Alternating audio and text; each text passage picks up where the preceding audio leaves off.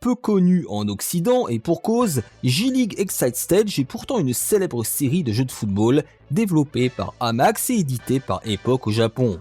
Le premier opus datant de 1994 connaîtra une localisation en Europe sous le nom de Soccer Shootout. Bien que plus confidentiel que le ISS de Konami, ce jeu de foot teinté d'arcade avait laissé une bonne impression chez ses rares et chanceux propriétaires. Je vous propose de nous pencher sur la version japonaise d'où il est tiré.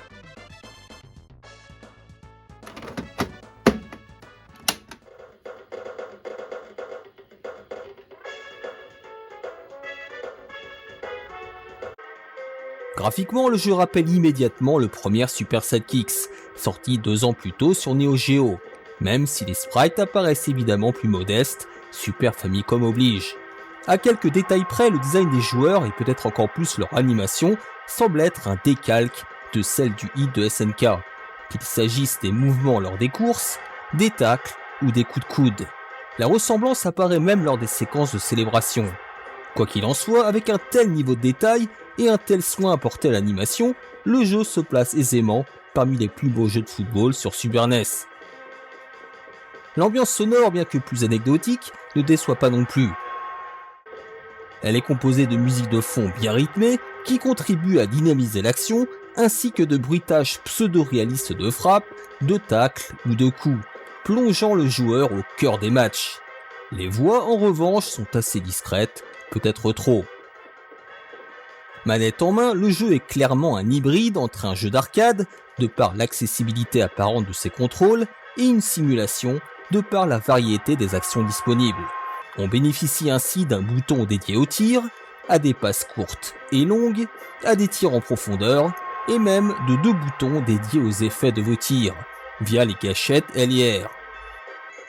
Le jeu se montre assez exigeant lors des premières parties, vos adversaires étant assez agressifs et ne vous laissant pas de répit. Il faudra user tant des dribbles, assez faciles à maîtriser, que des passes courtes, dont les timings sont souvent serrés. Face aux gardiens, l'utilisation des effets devient rapidement nécessaire pour les déjouer, ceux-ci étant plutôt véloces.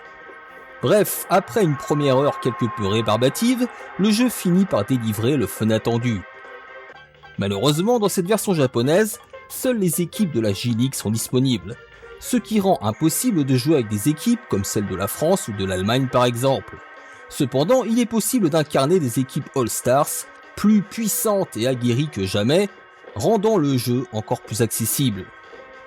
En plus d'un mode exhibition et compétition, le jeu offre la possibilité de s'essayer au football en salle avec un terrain réduit en taille ou encore de s'entraîner au travers de petites épreuves. Un jeu aussi complet que sympathique, même dans sa première version datant de 94. J'en veux pour preuve que même un profane en football comme moi y a pris du plaisir. Il sera toutefois recommandé d'y jouer sous son édition internationale, sous le nom de Super Shootout, pour pouvoir bénéficier des équipes nationales.